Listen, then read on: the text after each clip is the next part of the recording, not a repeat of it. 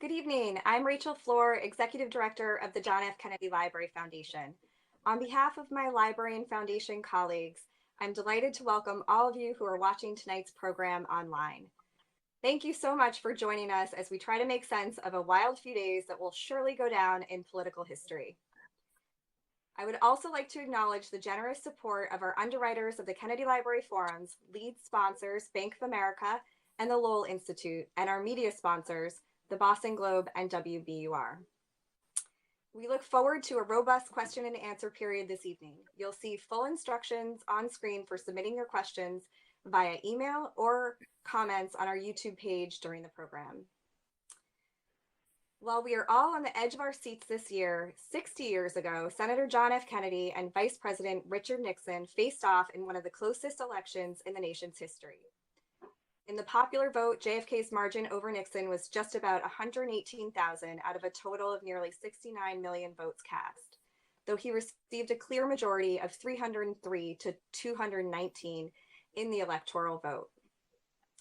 If you need an escape from our extended Election Day 2020, or what I think we can start calling Election Week 2020, I invite you to check out the latest episode of our 60/20 podcast, which brings you back to Election Day 1960, including the story of Nixon's trip to Tijuana, Mexico for lunch after he voted. While our democracy churns away as we speak, we are so grateful to have this opportunity to explore these extraordinary elections with our distinguished guests this evening. I'm so pleased to extend a warm welcome back to the library to Dan Balz, chief correspondent at the Washington Post. He joined the paper in 1978 and has been involved in the Post's political coverage as an award-winning reporter or editor throughout his career.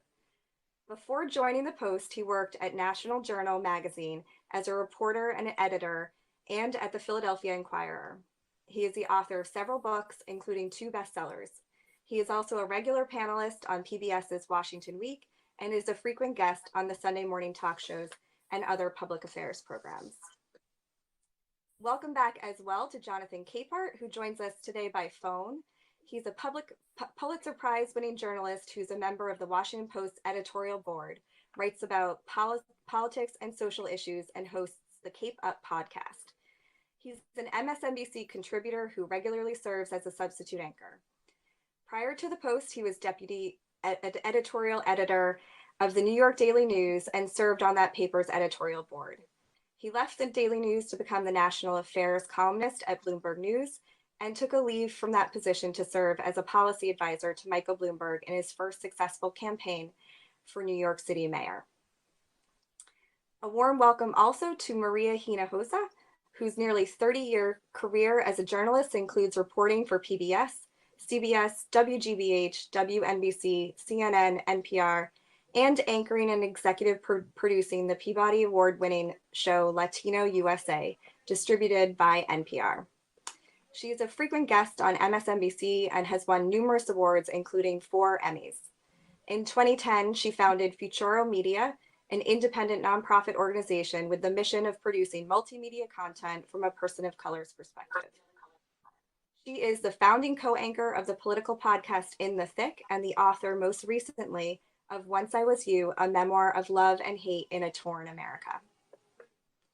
I am also delighted to welcome Alice Stewart, CNN political commentator, fellow at the Harvard Kennedy School's Institute of Politics, veteran senior communications advisor on numerous presidential campaigns, and an Emmy Award-winning journalist. She is also a contributor on National Public Radio and serves on the faculty at the Leadership Institute, where she conducts media training for political leaders in the United States and abroad. She has worked as a communications director for the presidential campaigns of Senator Ted Cruz, Governor Mike Huckabee, Senator Rick Santorum, and Congresswoman Michelle Bachmann, and has served as a surrogate for the National Republican Committee. And finally, I'm so pleased to welcome Evan Thomas, our moderator for this evening's discussion, back to the library virtually. He is the best-selling author of 10 books. He was a writer, correspondent, and editor for 33 years at Time and Newsweek, including 10 years as Washington bureau chief at Newsweek, where at the time of his retirement, he was editor-at-large. He wrote more than 100 cover stories, including Newsweek's election specials in 1996, 2000, and 2004, and in 1999 won a National Magazine Award. He has appeared on many TV and radio talk shows and has taught journalism and writing at Harvard and Princeton. Please join me in welcoming our special guests. Over to you, Evan. Thanks, Rachel, and welcome everybody at the Kennedy Library. So my first question is, who won? Dan, who won? Well, the cliche, Evan, that we always say is the American people won, but I'm not sure the American people would say that this week as they're having to sit and watch endless changes in the map and endless updates from a handful of states that are going to decide the election. The short answer is we don't know yet. Former Vice President Biden looks to be in a stronger position than President Trump, but there's still a route, a very narrow one for President Trump, and we are going to see within probably the next 36 hours how this comes out. Alice, who won? I will sort of agree with Dan in that we will. It's been a changing narrative. It's kind of like Jell-O, right? It started out. The victory was for democracy. We had record number of people coming out, and it was awe-inspiring to see the interest and the lines and the people really wanting to make their voices heard. And then to have such an overwhelming early vote turnout, and then certainly on election day, was a great sign for democracy. I will have to say I am disheartened for anyone to question the integrity of the election and the outcome. I think every vote should be counted. I had a call with some of my Harvard students earlier, and this was the first time they ever voted. This was their first opportunity to go vote for a president, and to see people say stop the vote, it sends a really bad message. But in terms of who's going to come out on top, I would have to say it's going to be down to the wire, down to the thousands of votes. But it looks as though Joe Biden has the Electoral College map in his favor this time, and I expect to see him with getting the first to 270 without a doubt in the next week or so. But it will certainly go with legal challenges. The same question for the next two panelists, Jonathan. Who won? You could answer it as broadly as the others, not just which candidate did the system win. I agree with Dan and with Alice, and in fact, I was going to say what Alice said, and that is truly the American people won. Like Alice, I was inspired to see just how many people participated in early voting, whether putting their ballots in drop boxes, sending in absentee ballots, and certainly the long lines that we saw in states all over the country, people exercising their right to vote in ways we haven't seen in recent memory. And then, of course, on election day. And usually every 4 years, we bemoan the fact that the American people don't participate as much as we'd like them to during elections, and particularly during presidential elections. And we're not bemoaning that now. We're bemoaning the fact that there's so many ballots that they can't be counted in time to, satiate everyone's thirst for immediate answers. So the American people won. Maria? So I have this image of my daughter who just graduated from Brown, sort of, because there wasn't a ceremony, who's been cooped up and incredibly frustrated, as I would be if I was just graduating from college and couldn't leave my home, and in fact had to move in with my parents. Her transformation over the time of the pandemic, always politically aware, but where she is now was doing math, staying up, coming in and checking, obsessed with particular states. So she's a symbol of who won for me, which is that there is a generation which will be forever changed by this moment in history. They will never see an American election in the same way. And the sense of the American people winning, I would say it's because the wool has been taken off of our eyes. We now understand, oh, so this is what voter suppression looks like. Wait, why is it that we have to wait in all of these long lines? Wait, what is the Electoral College really all about? What is that? There's a whole conversation that is happening right now. And I also think the other, I'll be very kind of specific. I mean, if you look at my Instagram feed, the winners are Latina women. There's a real sense that Latina women voters came out. Yes, you're talking about states where there are smaller numbers like Wisconsin. But when you're talking about such small numbers, if 30,000 Latinas came out and voted blue, and they came and they voted early, like we're seeing, 300% increase in terms of Latinos and Latinas turning out for early voting. This bodes really well for the future of democracy in our country. Why? Because Latinos and Latinas are the second largest voting bloc in the entire United States. So if democracy is looking good for Latinos and Latinas, it's looking good for the future of democracy in this country. So this is basically a pretty upbeat view from all four of you that, we had an election that it wasn't violent. I feel that. But let me just make sure that we're not missing something here. Is there still a potential for either violence or a court challenge? We should get into the court challenge, but let's start with violence. Does anybody worry that there still could be violence, that this could somehow go south on us? I do. I do. I actually, I've been doing a lot of live radio and kind of getting calls and such. I think that there is a concern. I will tell you that I have had moments today, for example, where I'm just like, okay, I remember the year 2000. I was covering that election. I remember 4 years ago what was going on. So I do worry. And I think that in that sense, this is a really deep test.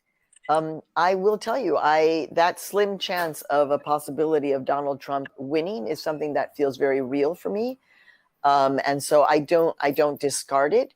And I think that a notion of kind of, I think you're right. We were very upbeat because, we're political journalists.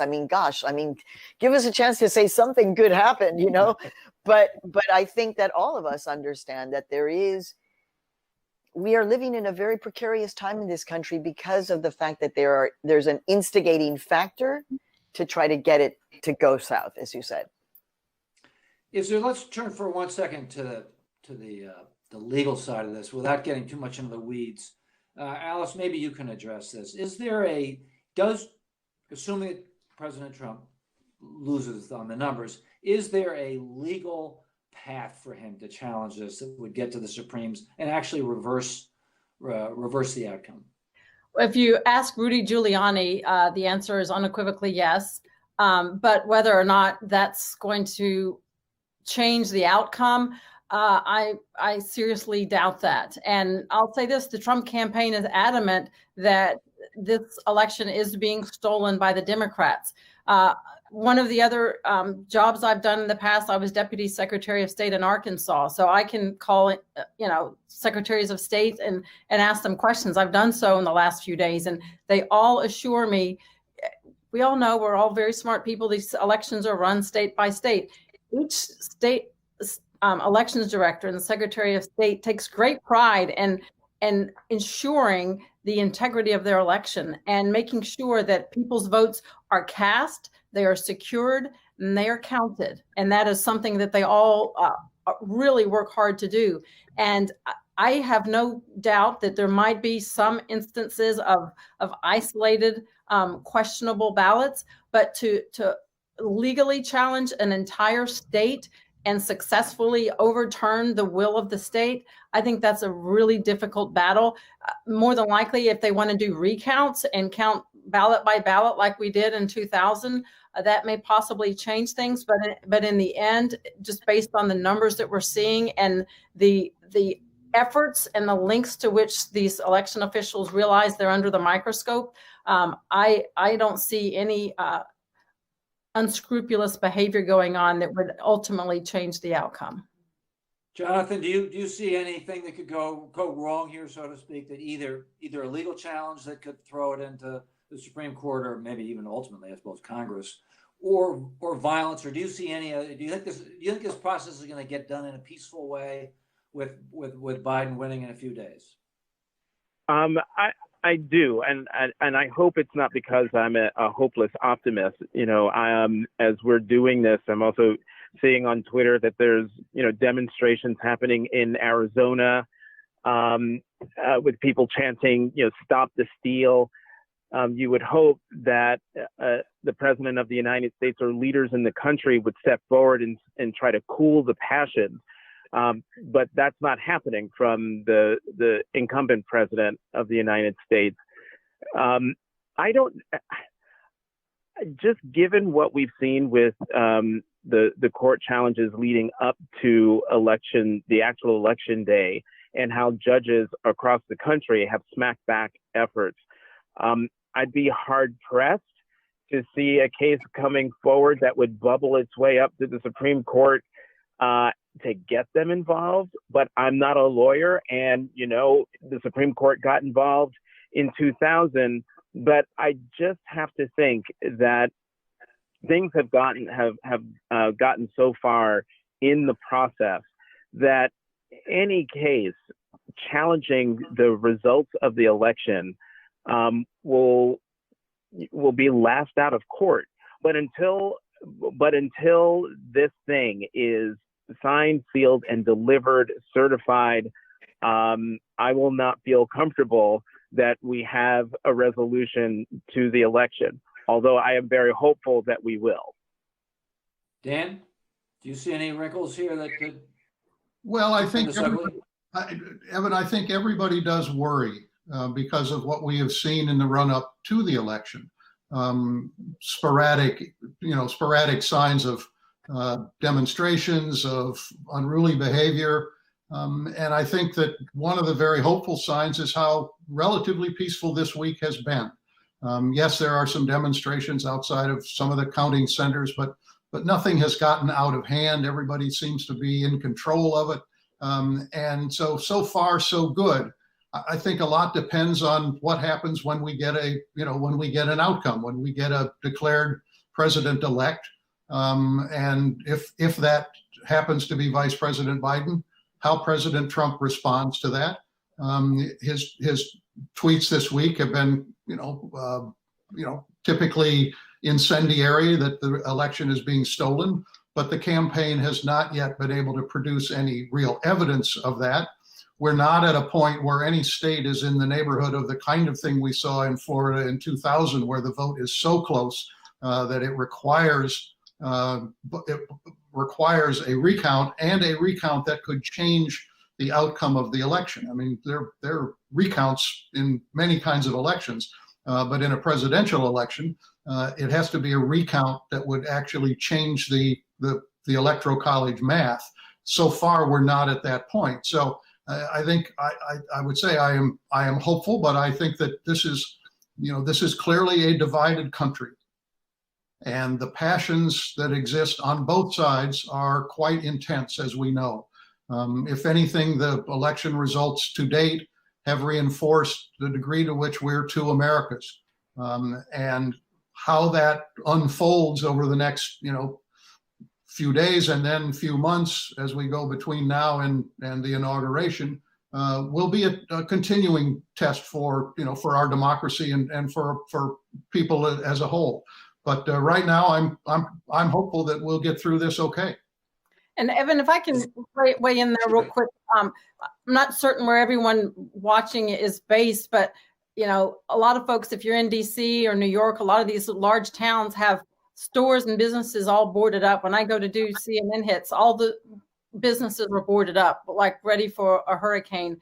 And it is some comfort to see that there's not any organized proactive rallies going on in anticipation of one outcome or the other. But I do worry that what we potentially could have is those people that are going to the polling centers and encouraging to stop the vote or trying to be poll watchers that aren't authorized to do so. That's where I am fearful we could have tensions and emotions running high and opportunities for not necessarily organized protests, but just the overflow of emotions. And that's probably more of a concern than what we thought would potentially happen last week. And, I would like to jump in terms of something that Dan said in terms of, or everybody really in terms of a divided country. I mean, as somebody who was not born in this country and became a citizen in 1989, as we're talking, I'm just kind of trying to remember putting things into context. I mean, I was a little girl when George Wallace was running for president. But even without cable news, Twitter, social media, whatever, I was 6, 7 years old, and I already knew that he didn't like Mexicans.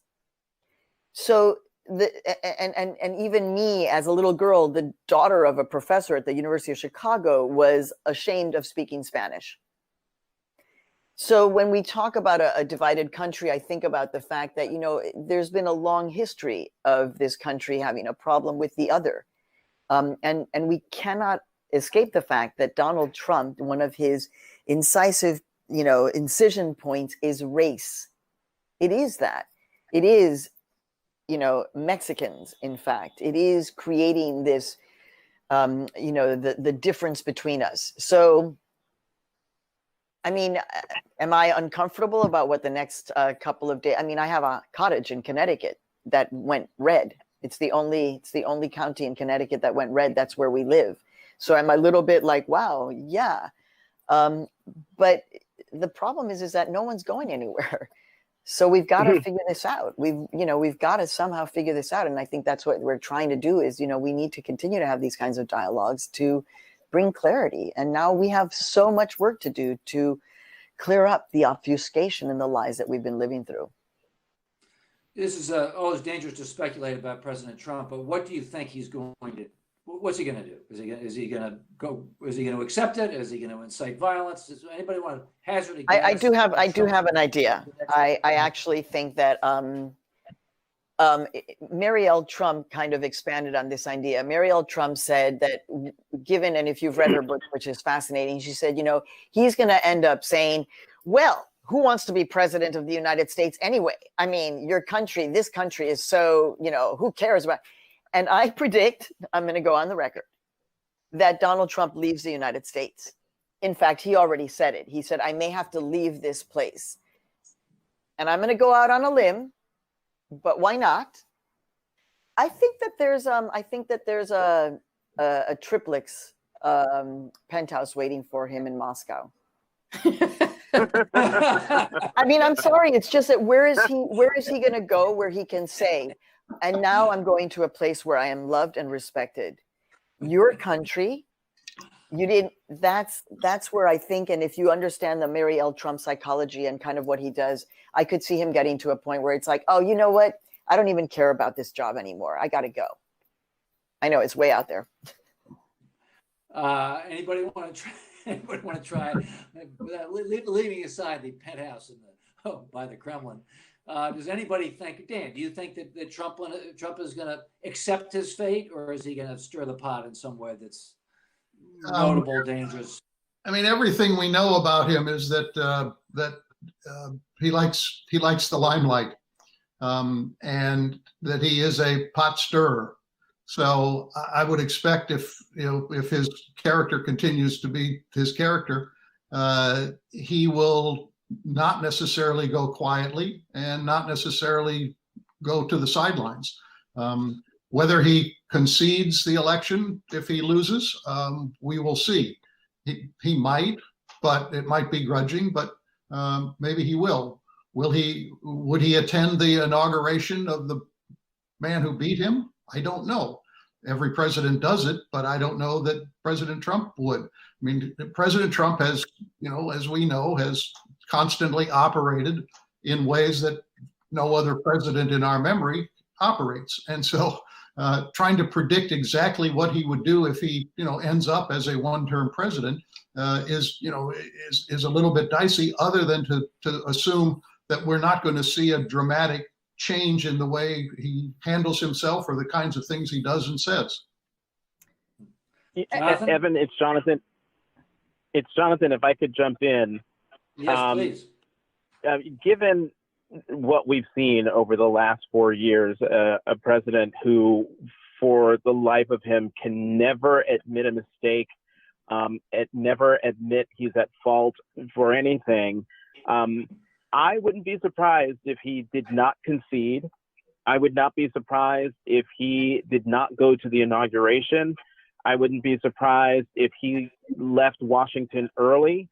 I wouldn't be surprised if whatever he were to say that would signal that he accepted the results would be filled with grievance going all the way back to 2016 and continuing to falsely claim that, quote unquote, they spied on my campaign, my inauguration size in 2016 was bigger, all of those things on the way out the door, and to spin it that he's happy to have his life back, happy to go back to his beautiful homes and his beautiful life before he had to deal with being president of the United States. So with President Trump, anything is possible, but whatever he does will be utterly predictable.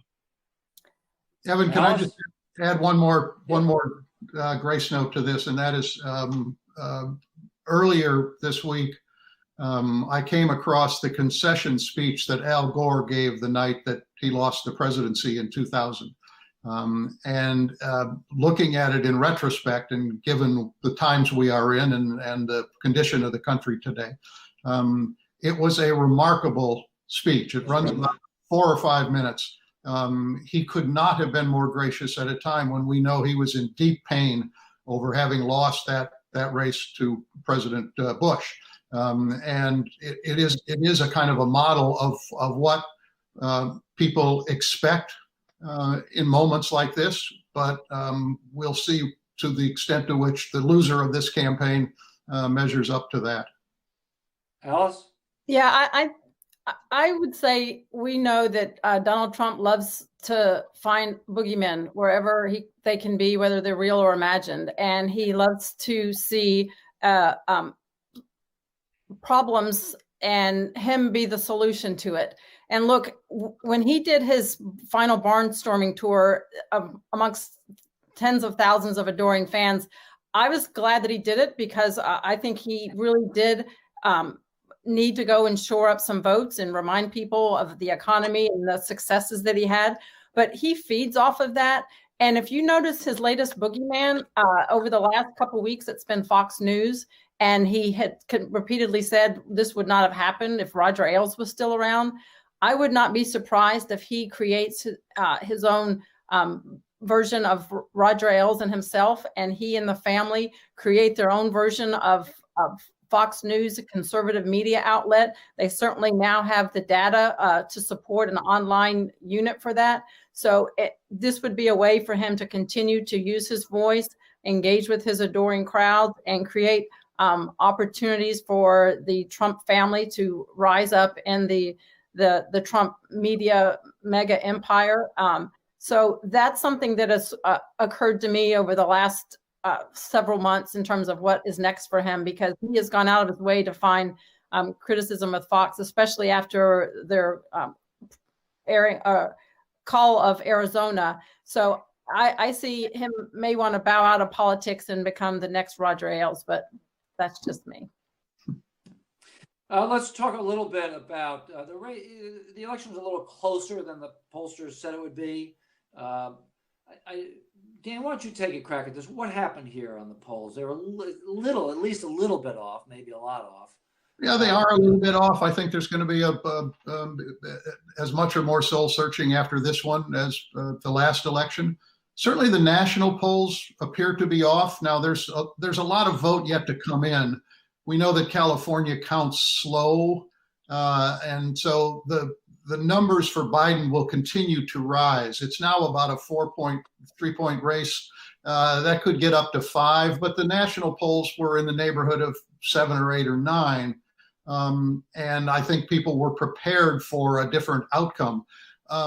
There were many more state polls this time than in the past, which was a good thing. And it was an effort on the part of many organizations to actually fill in what was a weak spot in 2016. And we were among them. We and ABC teamed up to do a lot of state polls, and others did too. So there was a plethora of state polls. The reality is they were off in some ways, but they were not off as much as people might be thinking right now. And I say that because the three northern states, Michigan, Pennsylvania, and Wisconsin, all were in leaning toward Biden in the range of 5, 6, 7 points. Those states turned out to be closer, but nonetheless, 2 of them have been called for Biden, and we'll see what happens in Pennsylvania.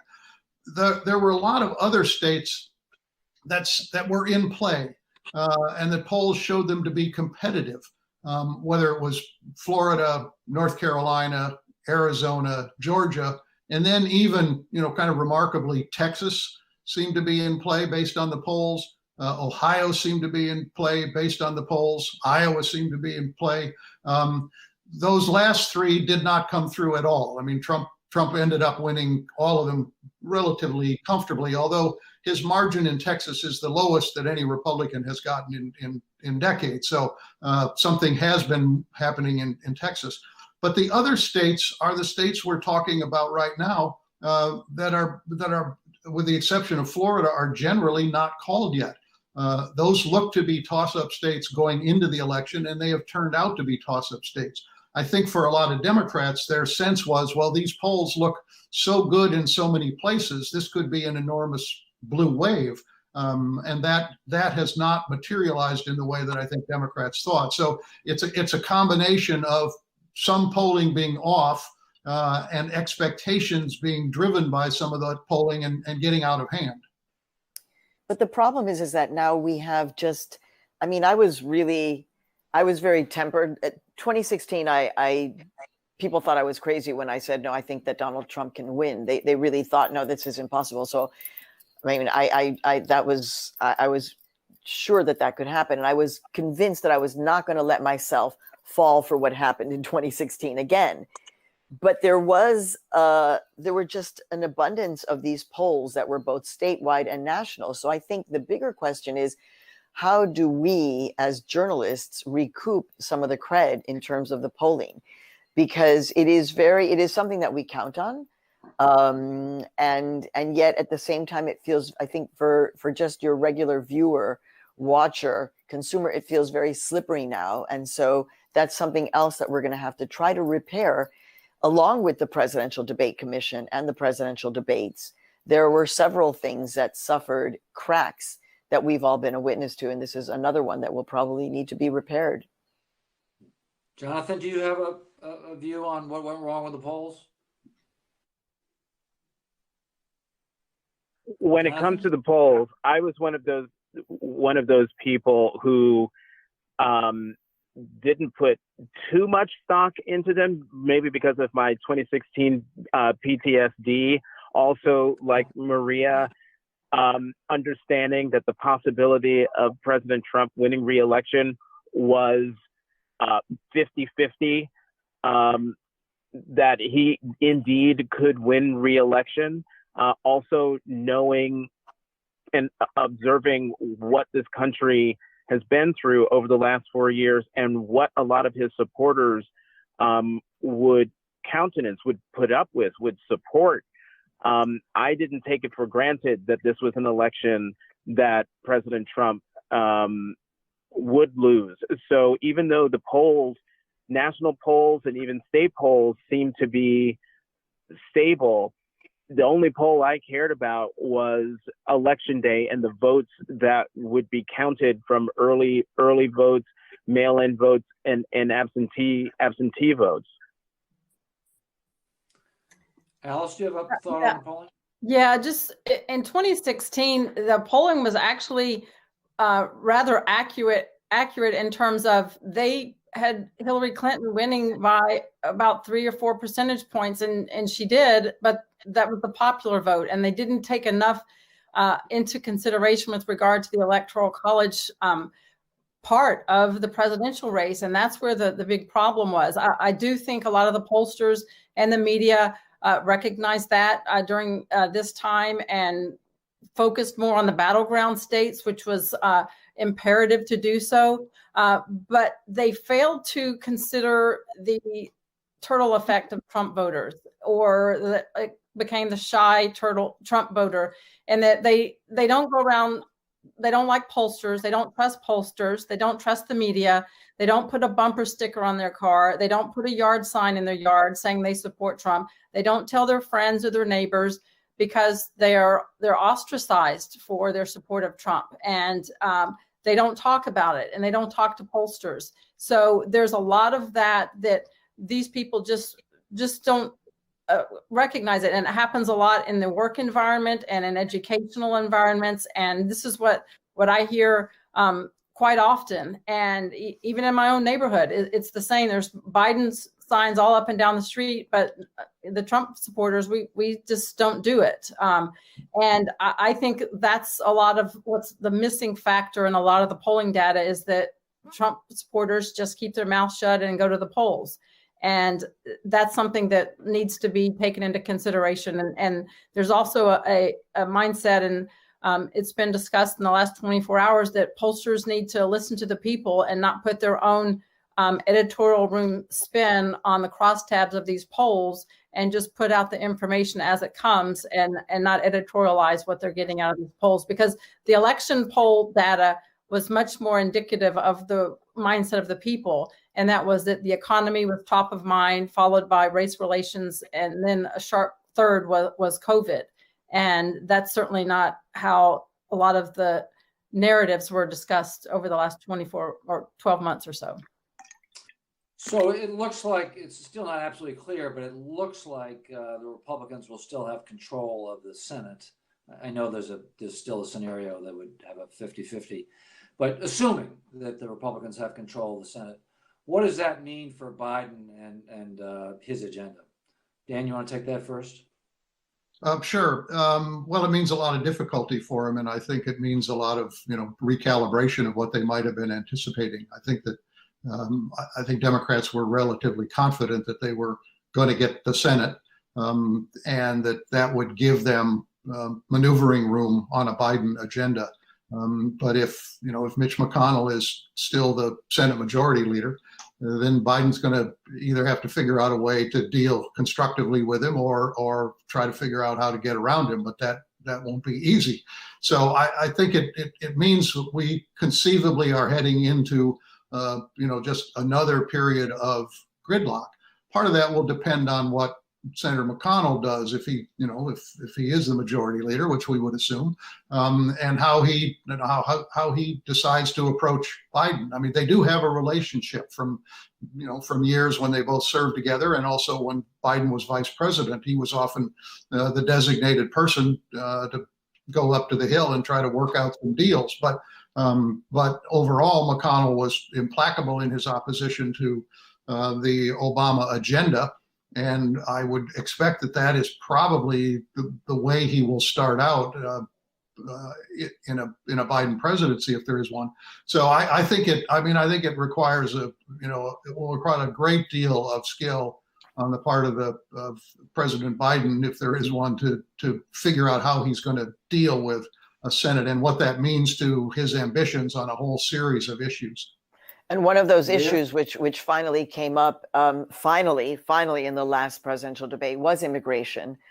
And I just, the thought of having to have yet another executive order because there will not be any legislation that will be, sufficiently comprehensive. You've got so many issues that are facing, and at this point, this country does not have a problem with immigration at all. It's down to zero.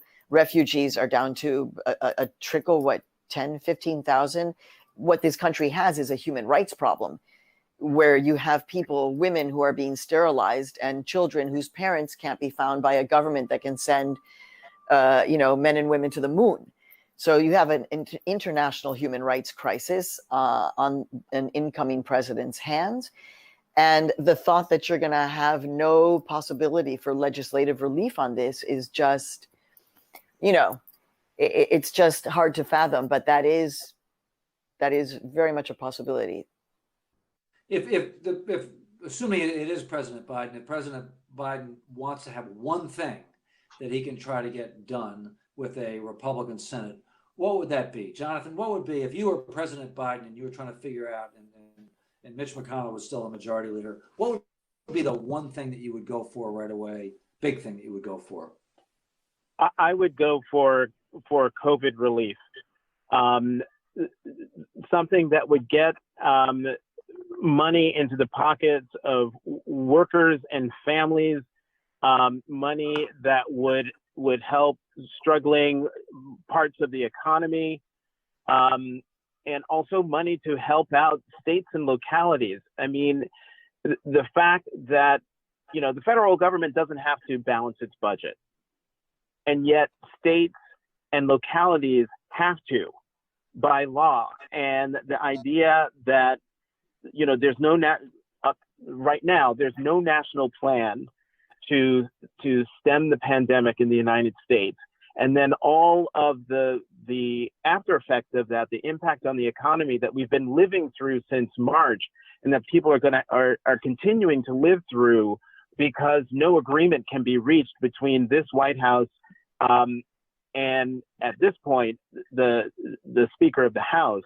And so I would hope that a President Biden would be able to go to his former colleague, Senate Majority Leader Mitch McConnell, and say, look, the election is over.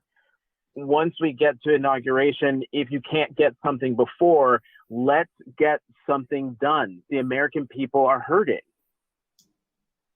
Alice? Yeah, I think every member of Congress can recognize that COVID is a nonpartisan issue, and COVID relief is a paramount issue that they need to address. And there's really no reason why they couldn't come to an agreement on an acceptable number that would satisfy the Democrats and what they wanted, and not be too much heartburn for Republicans that are trying not to spend too much money. But that would be not just easy, but that would be a win for everyone. And I do think that Joe Biden's demeanor is to be more willing to not take the credit for everything and say, look what we did together. But second to that, obviously healthcare is imperative, and Republicans have promised to repeal and replace Obamacare for 10 years, and it hasn't happened.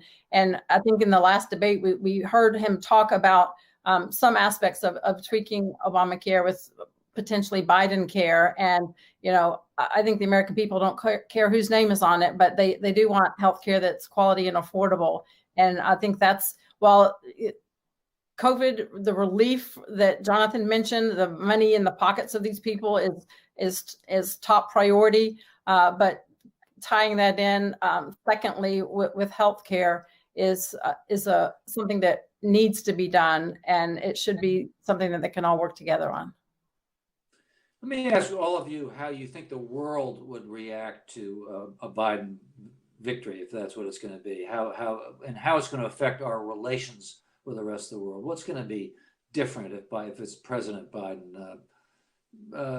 Maria, you go first. How do you think the world's going to Wow. react? I mean, I that's just like, wow, because I'm so consumed with mathematics right now, and which media entity has said, has which number in terms of the Electoral College. So I'm not even thinking about the rest of the world. So I'm just like, wow. I mean, I think the rest of the world is in a bit of a state of shock regarding the United States of America. Are they going to be relieved? Are they going to be, if they're shocked by? I think there's going to be a recuperation period. I mean, I think that we cannot. This doesn't just all change, on January 20th. Like there is a wave, a ripple effect of what's happened here. And so I don't think it's just like, oh my God, woo, it's all over. Okay, let's get, and no, I mean, this is going to be, again, a tremendous amount of rebuilding. The issue of trust, I mean, that's the only thing when you're in international politics, the only thing that you have really, because we all watch Madam Secretary, is your word, right? It's how, it's your word. It's how you manage.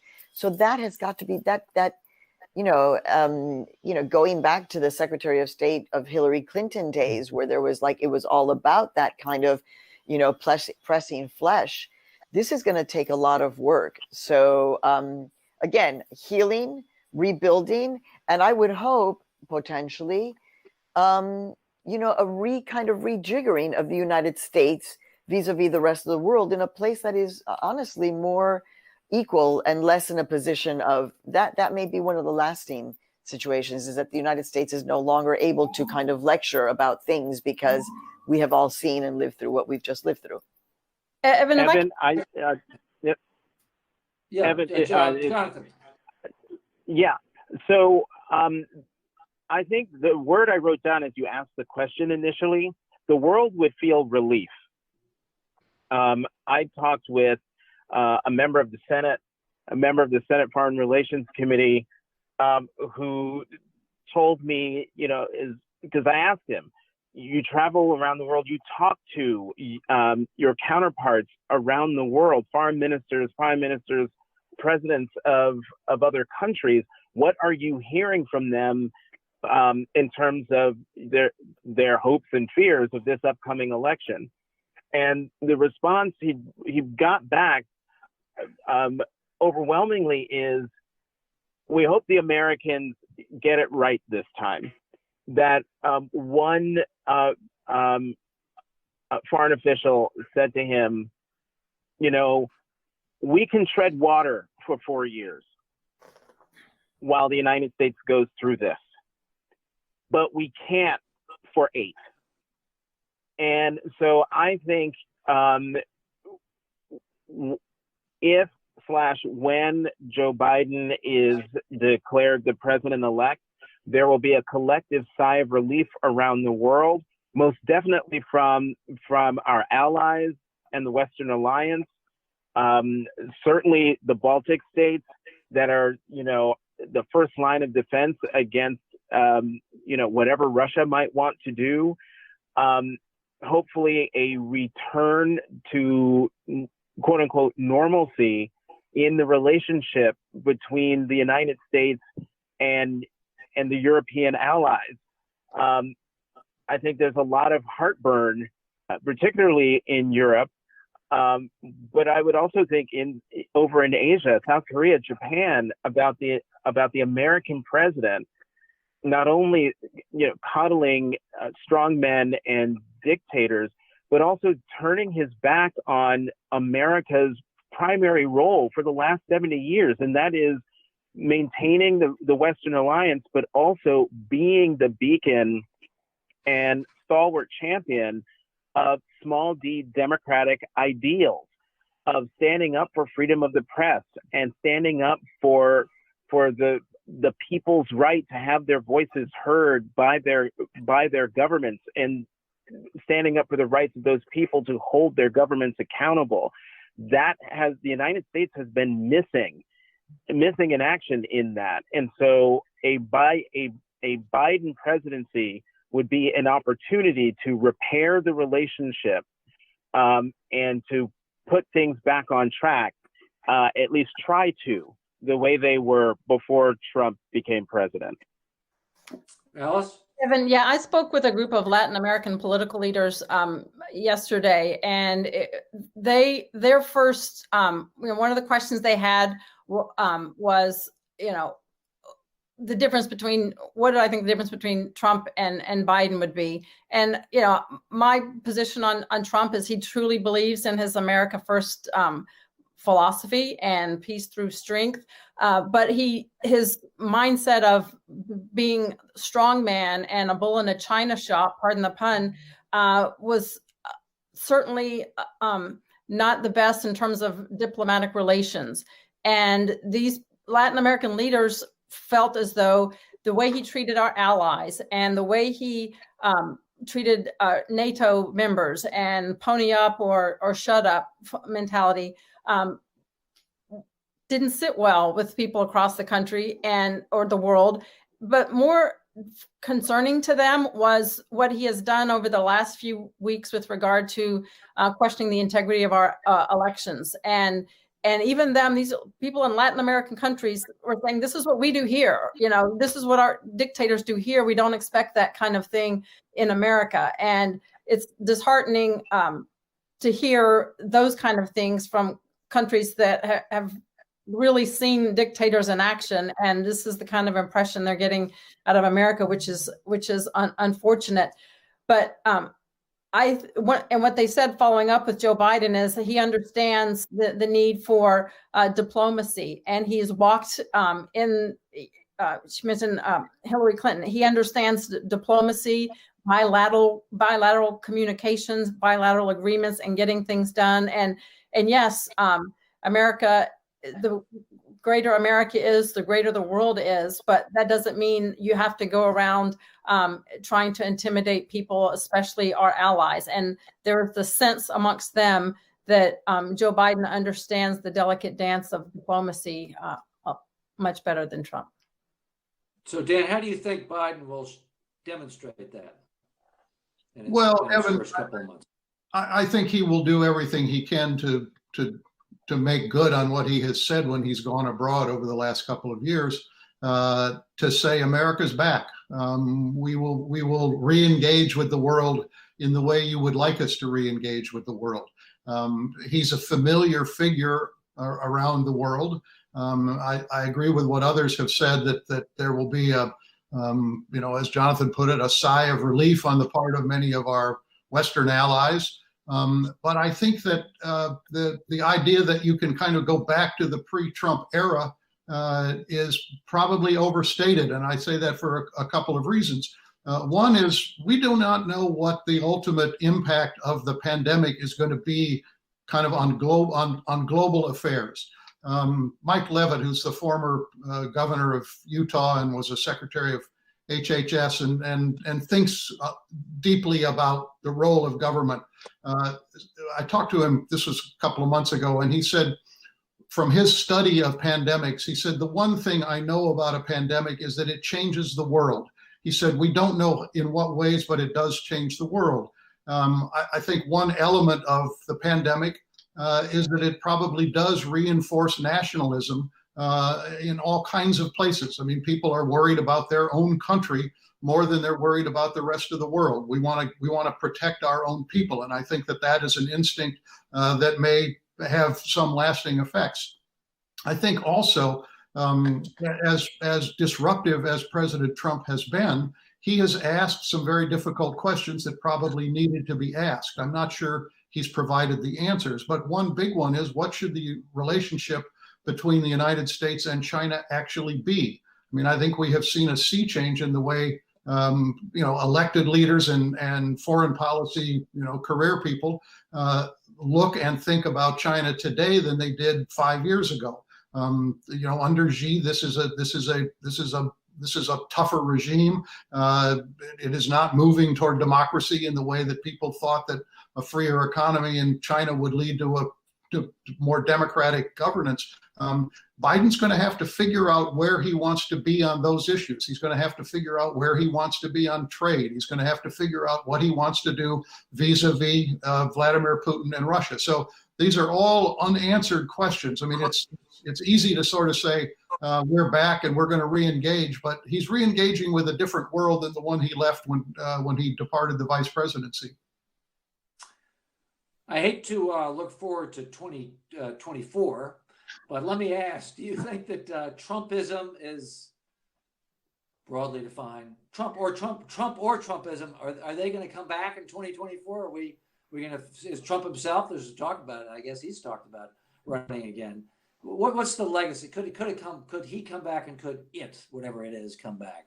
I mean, Jonathan, do you ever thought, or Alice, why don't you take that? Yeah, Trumpism only works for Trump, right? Anyone else that went into a Republican primary and lambasted everybody up on the stage like he did wouldn't last like he did, but he got away with a lot because he was the reality TV star, right? I don't see anyone else being able to get away with what he got away with. I don't see him wanting to run again. I know that's a lot of talk and conversation, but he is wanting to make the next $1 billion, I'm sure, but I don't see him running again, because he's going, whether he will admit it in public or not, if he doesn't win, he's not going to want to re-enter an arena that he has lost in. I don't see that happening. So no one else can come out and and fill the Trumpism shoes like him. They can try, but Marco Rubio tried, and that didn't last very long for him. So one thing that often gets asked, especially when I'm traveling abroad, is this the new way of American politics? Is it always going to be like this? I don't think so. I don't expect it to be, but this is part of the course correction, the change that American politics cycles go through. But I think we'll see a softer, gentler politics moving forward. Knock on wood. Yeah. Jonathan, do you agree with that? No. I say it like that because I'm not sure that what Alice said at the end about a gentler politics. Yeah, I'll be happy to see it, but I'm not expecting it.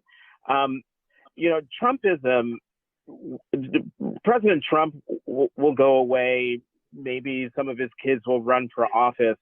I'm not worried about that. What I'm worried about is what we've been calling Trumpism, which really isn't Trumpism. President Trump was not the disease, he was the symptom.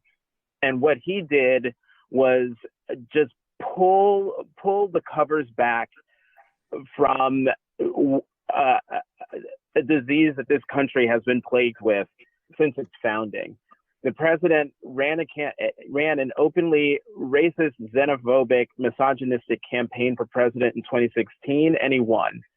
He doubled down on that in 2018 to help the Republicans maintain control of the Senate, and he succeeded because the Republicans added 2 seats to their majority in the Senate. And he ran that same playbook to win re-election in 2020.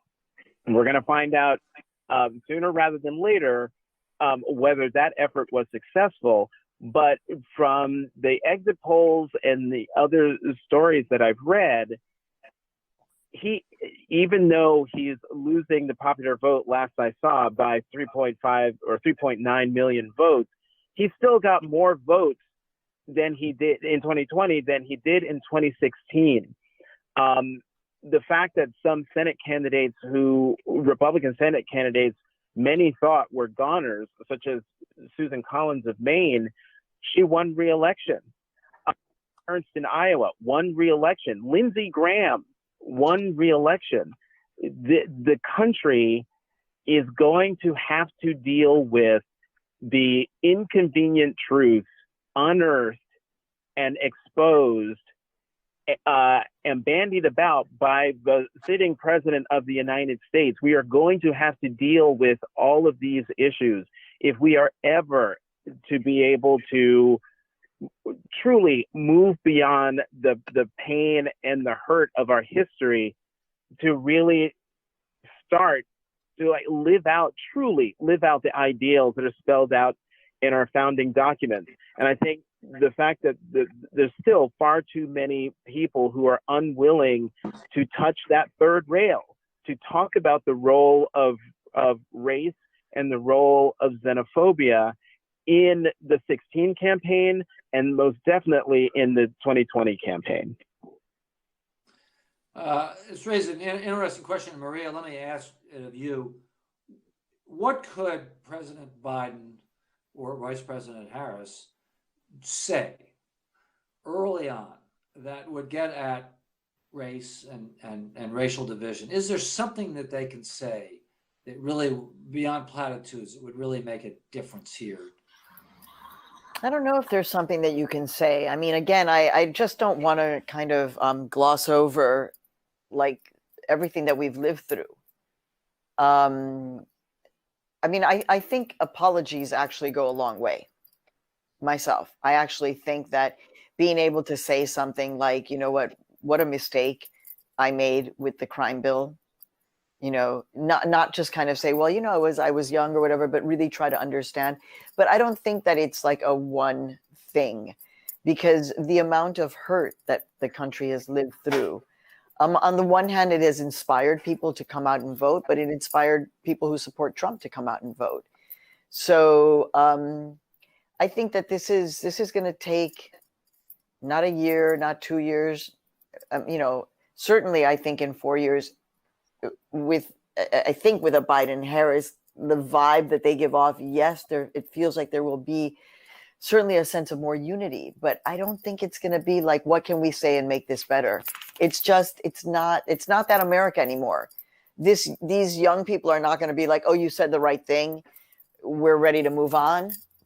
And the politics of the moment, whether it's Alexandria Ocasio-Cortez and the squad, or it's Jamal Bowman, there are going to be people who are going to be asking this, if there is a future Biden Harris administration, they will be pushing for accountability on these issues and not looking for platitudes. They will be talking about budgetary money lines, reconstruction. And in that sense, it's going to be an interesting and very dynamic conversation, but not a simple, although an apology, again, but it's not going to be a simple one now.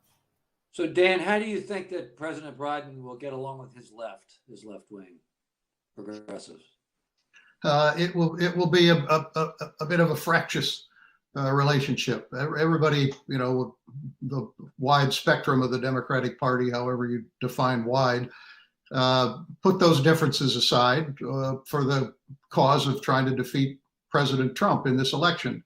But everybody was pretty open about the fact that, if Biden becomes the president, they're going to reopen these issues.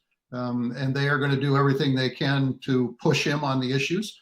They are going to demand to be heard. They're going to demand seats at the table.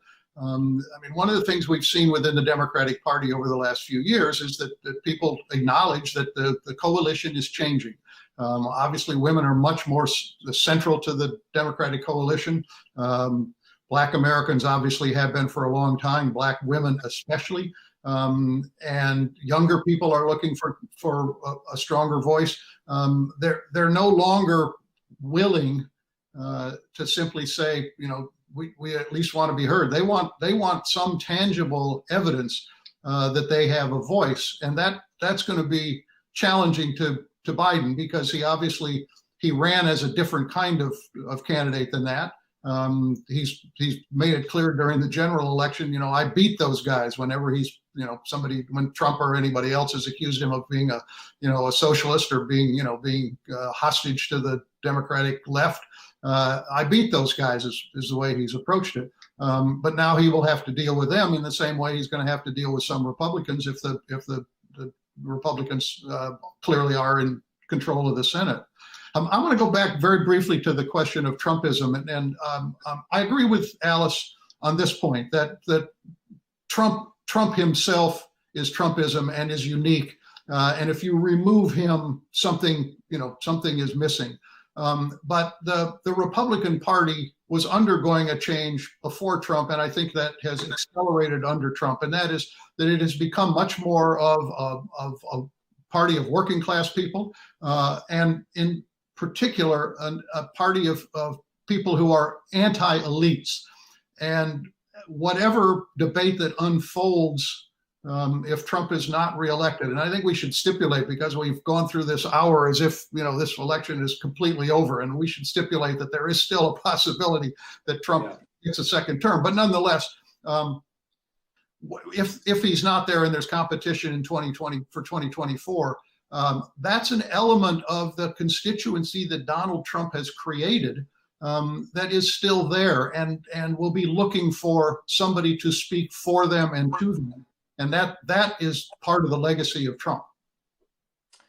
I want to take some questions from the audience, and one question is, what will Wall Street be happy with Biden?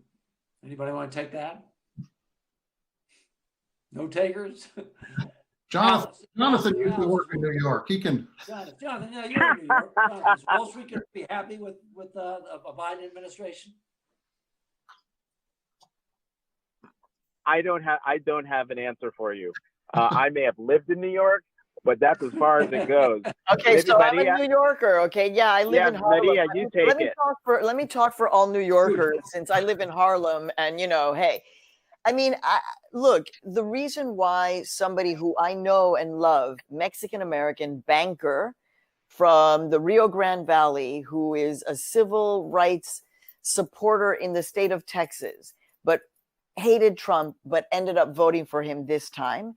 And what he told me was he's been great for my retirement, and my head exploded. So we know that people have made a lot of money during this time of the pandemic. I can't wrap my head around it, but we know that the stock market is inching its way back up. Of course, we took a huge hit. What I don't understand about the question of Wall Streeters is, isn't it easier to make more money when things are less volatile? But then I forget that actually at the core of capitalism is a tremendous sense of volatility. And that, some of the biggest winners in capitalism thrive off of that volatility and make money off of that volatility. So that's spoken as a real New Yorker, which means I don't really know about Wall Street, but thank you for listening. It was a pretty good one, huh? Alice, do you have a guess? Yeah, how the business community in Wall Street's going to react? So much of what we heard Joe Biden say on the campaign trail was he's for Main Street and Donald Trump's for Wall Street and Park Avenue, and that the tax cuts that Trump implemented benefited the wealthy and the rich people and the business owners. And without Trump there, and the tax policies that Biden will put in will benefit middle America. So, just based on the conversation and the dialogue out there on the campaign trail, middle America will be happy with Joe Biden, according to him, and Wall Street will panic because his policies are not beneficial to the higher income. But the reality is, I think if Wall Street does well, if businesses are thriving and the economy is going well, that's beneficial certainly to Wall Street, but to everyone.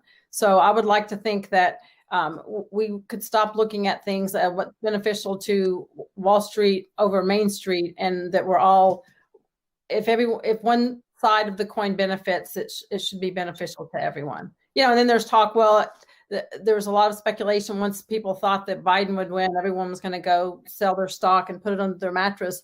But I'm a subscriber to the, take a breath and let the dust settle before you make any kind of stark decisions when it comes to finances or the impact of this election. Here's an interesting question from somebody in our audience. Joe Biden had said he'll be a transitional president. If he wins, important to keep that if in there, if he wins, does he have a chance to become a transformational president? Dan, does he have a chance to become not just a transitional, but a transformational president? And what would he have to do? Well, if we get transformational presidents when you get a president that has to deal with very, very big problems. And so in a sense, the ingredients are there for him to be a transformational president. The combination of the pandemic and the impact on the economy is enormous, and these are huge challenges that are going to be right on his plate when he comes in. The agenda that he has put forward is an expansive and ambitious agenda, whether it's on healthcare or climate or many other issues.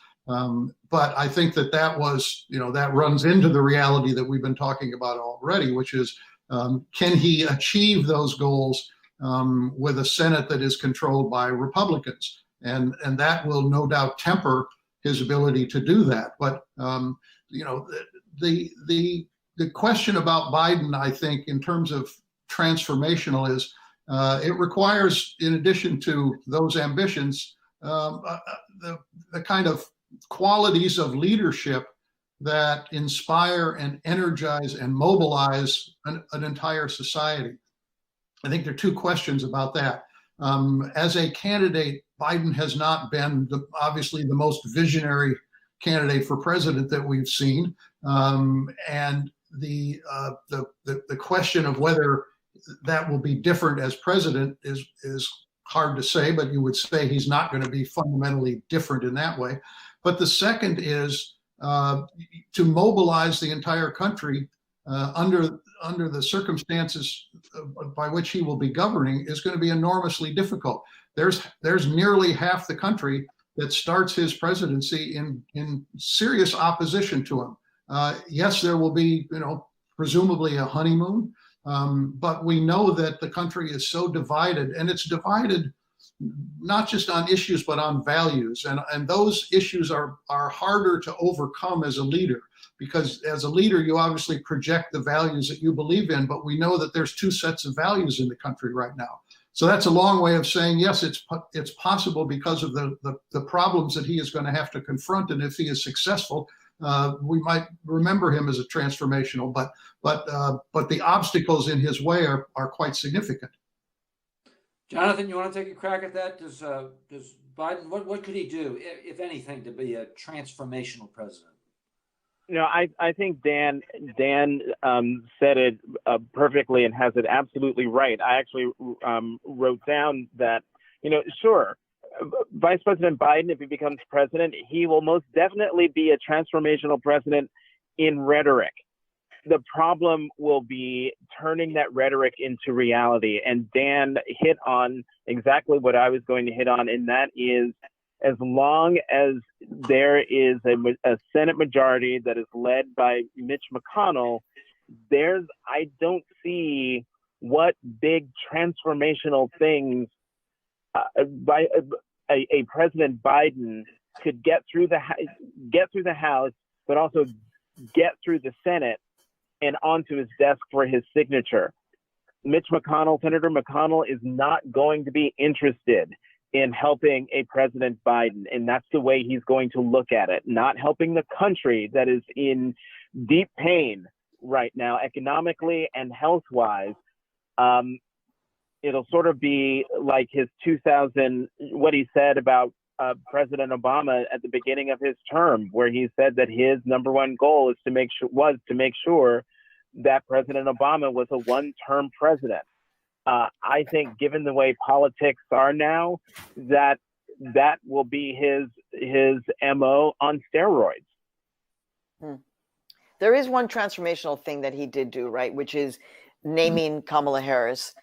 So in that sense, absolutely, there is something there that I think, as complicated as it is, I think there is something there that was transformational in that decision, because it recognizes so many things that historically needed to be recognized. And so agreed on all the fronts, but there's that possibility that already feels transformational in this country. Maria, what do you think that Biden should ask Harris to do, or what could she do that would give her a big role here? Often vice presidents fade into the background.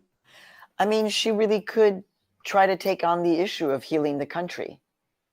I don't know how you do that, but if there was an attempt, because it's been so long since we've had these notions, but if there was an attempt to try to have a national dialogue or a national movement for healing or something like that, or taking her into communities, where it seems she does really well, and actually that's building her up for 4 years from now when she'll run for president, is kind of doing that deep in communities, doing listening. I mean, some people might say, well, that's very, vice presidentially, but I think that it's something that she could do well, and actually could end up being really, really important for the country. I mean, I think we're looking for leaders. We're looking for leaders, right? Who we can listen to, who we can identify with, who have a sense of potentially healing.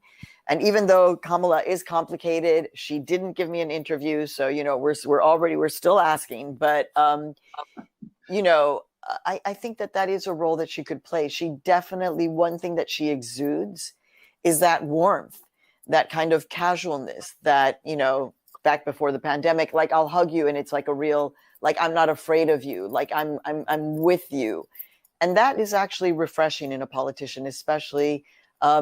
It's just great that she happens to be a woman who's also Black and the daughter of immigrants. I think what vice presidents, obviously, they step up in times of crisis, and if something major comes up, she can oversee and be tasked with a certain task force, potentially Biden had mentioned with regard to the Supreme Court. But I think there's really so many positive qualities about Kamala Harris, and her shining moment, I feel like, out of the debates was when she told the story about I was that girl, that was me, and here's what what I went through with regard to being an African American in America. And yes, she is, I think, a phenomenal person to heal those racial divides and bring the country together, and do it in a way that is as a role model to American girls and boys and people of all backgrounds, because she's really risen to a phenomenal place. And as I said, that was a really compelling moment for me when she was able to stand up to the front runner of the party and be so forceful, but in a compassionate way. And that's, I feel like, the best way that we can heal these racial tensions, which is a big issue for on people's minds. And the fact that she has such a personal story to tell and does it in a compelling way would make it even more meaningful. Here's a question. Will this cycle's issues lead to changes in media coverage of future elections? Is the media going to do anything different? They've had their issues, obviously. Is it going to provoke any change in how the media covers elections?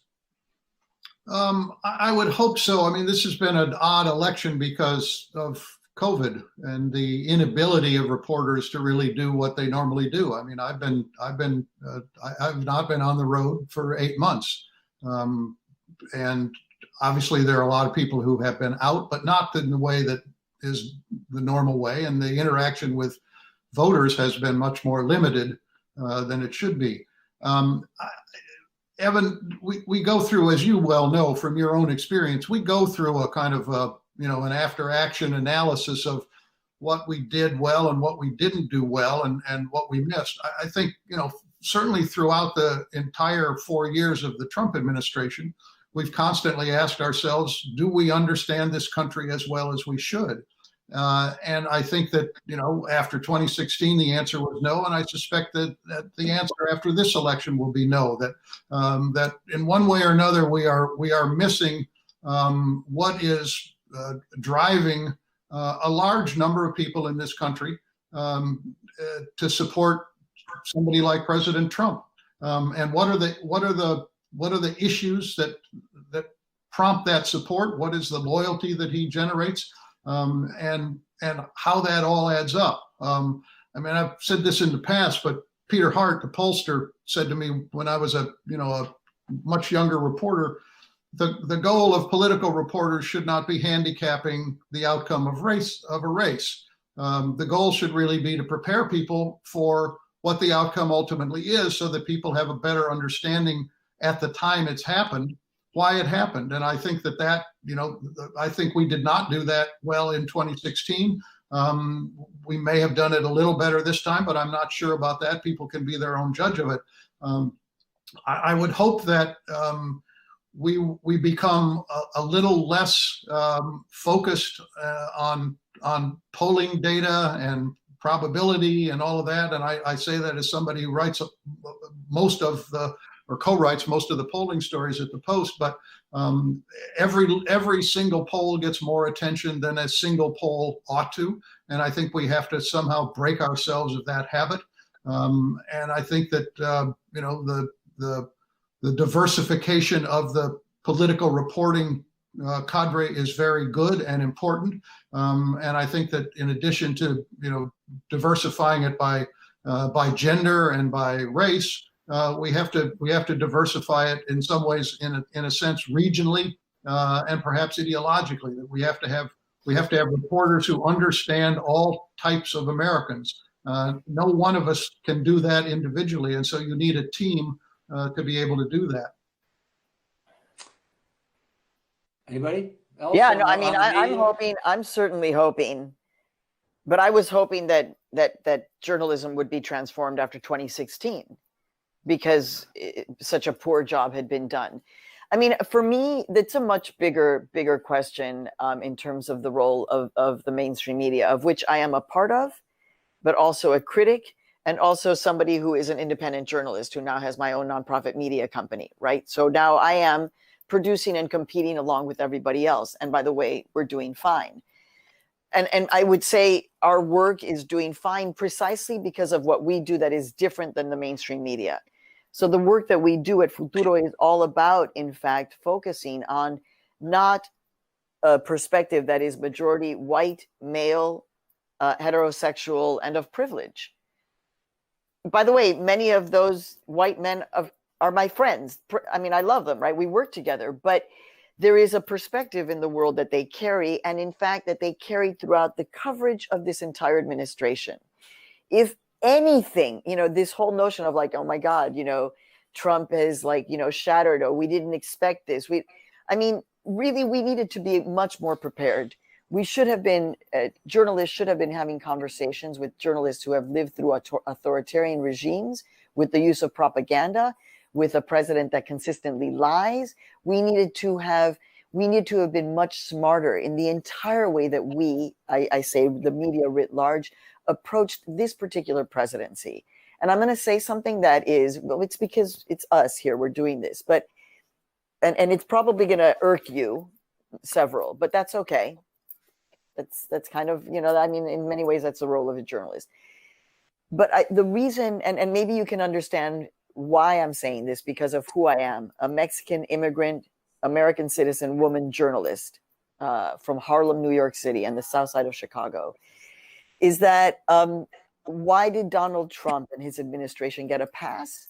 Because the majority of the people who were covering him, who were reporting on him, are very similar to him.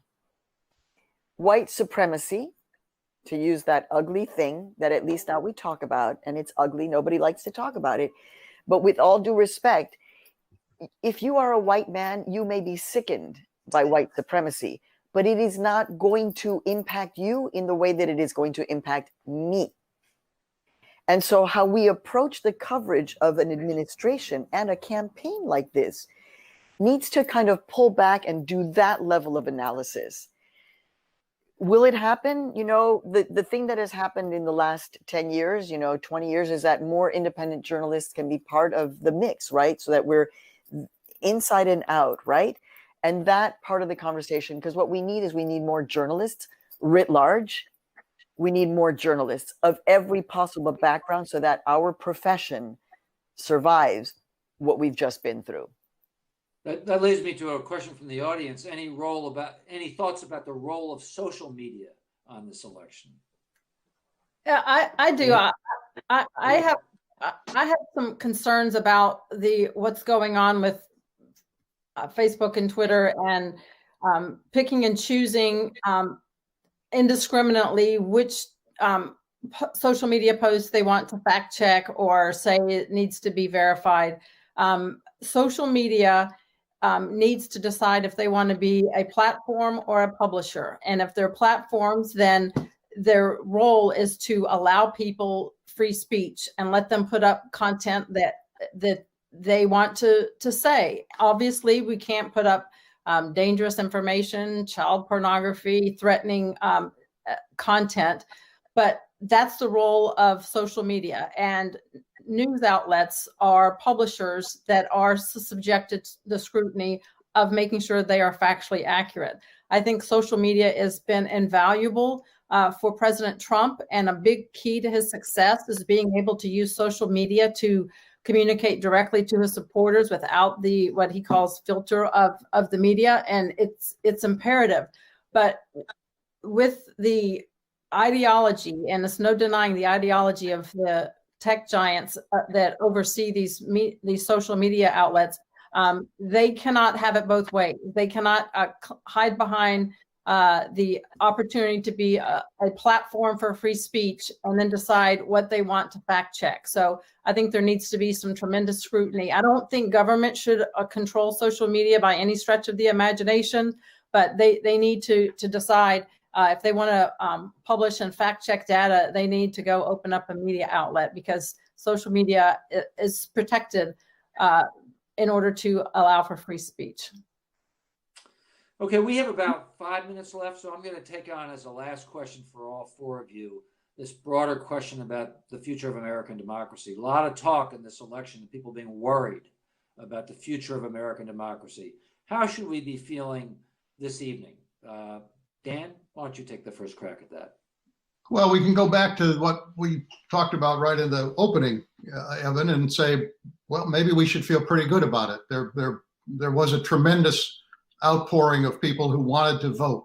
In the middle of a pandemic, more people figured out that they wanted to vote and figured out how to do it and do it safely than we've ever seen before. We don't know what the ultimate number is, but it's certainly going to break the record from last time. I don't know what the ultimate percentage of the turnout will be, but it's been extraordinary, and I think that that's a hopeful sign. But there's aspects of our democracy that have been weakened as a result of this president, and there are aspects of democracy that I think we're going to have questions raised about it. We are in a situation where the one party has won the popular vote 7 in the last 8 elections, but they did not win several of those elections, and that conceivably could grow. And again, if President Trump were to eke this out, that would be twice in a row. That's an issue that I think people are more concerned about. That as we have this yawning kind of urban-rural divide in this country, and the question of representation, that's something that people are going to ask about. The future of the Electoral College is something that more people want to talk about. There's this issue of what about the Supreme Court, packing the court if you see it in one way, expanding the court if you see it in another way. But that's an issue. All of these issues relate to the question of, is our democracy fairly representing the will of the people? And I think that those are issues, again, no matter who wins this election and who wins the 2022 midterms, those are issues that are now on the table that they weren't 5 years ago or certainly 10 years ago. And I think it reflects the changing nature of the country, and concerns that people have that things are not working the way they should. The founders did a pretty good job, basically, and it's held up for a long, long time. But that doesn't mean that everything is perfect, and that's the part of the debate that I think we will have in the future. Jonathan?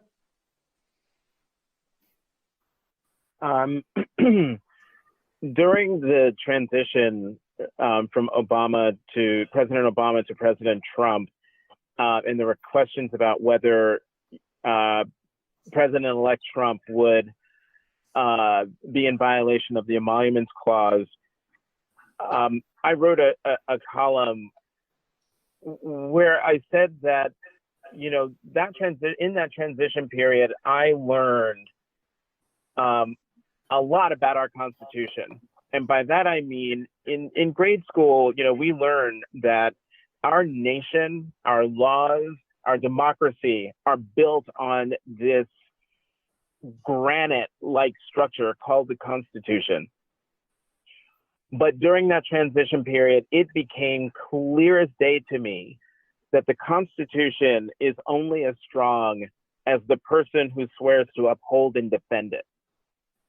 And what we saw then and what we have seen over the last almost 4 years is how much damage can be done to the Constitution and to American democracy specifically, and democracy writ large, when there's a chief executive who neither reveres nor cares about the Constitution. And so to me, American democracy is in trouble. I viewed this election not just as a choice between President Trump and former Vice President Joe Biden. I've also viewed this as the nation choosing between saving American democracy or maintaining white supremacy.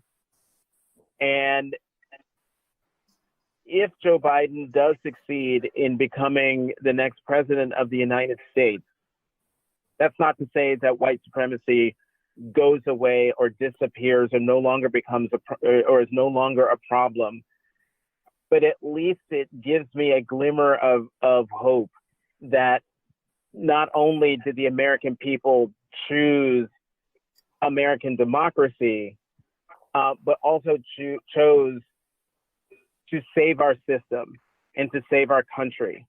And that is my fervent hope, that the damage that has been done, the great damage that has been done to our country and our Constitution, can start to be repaired. But it can only start to be repaired if indeed Joe Biden and Kamala Harris become the next president-elect and vice president-elect of the United States. We have just a few seconds left, but Alice, do you want to jump in on that, and then Maria? Sure, I'll just make it brief. Again, the numbers of people we've had, the record numbers of people coming out to vote under the current circumstances is reassurance and confirmation with me that our democracy is alive and well. And we are certainly a great nation, and we have great opportunity. And the fact that people came out like they did was phenomenal. And you can love or hate Donald Trump, but I hope we take away from this, people on both sides, no matter who comes out on top, recognizing that Donald Trump just did not just wake up one day in the White House. There's virtually half of America that voted him there. So if he's not the next president, I hope that the people who nominated the next president recognizes that there's other people, and the rest of this country, half of this country, does not share their ideology. And while we can embrace diversity of race and gender and sexual orientation and religion, we need to do more as a country to embrace the diversity of ideology. And that's something that I hope that we can do moving forward. Maria? Yeah, I just hope that ideology does not include white supremacy, because I think that is, in fact, the thing that is really the thing that is the pressure on this country that takes us down. But having said that, the lesson for me is that democracy is a verb. And that's what I've been saying in all of my, democracy is a verb. And it's only as good as all of us. And that's why what we did here, working late, all of us are up, the people who are watching this is what it looks like. It looks about feeding our minds. And then ideally, soon, in real life, being able to talk to our neighbors and our family and engage in conversations without filled with hatred and division, but actually trying to save ourselves. Those are tiny acts of democracy with a small d. And hopefully with enough of that, we can save democracy with the big D. So thank you for all of this. And for my colleagues, a pleasure to be with you. Same with you. Maria, thank you for the last word. Thank you to all the panelists, and thank you to the Kennedy Library for giving us this opportunity to talk about this great subject. Good night. Good night.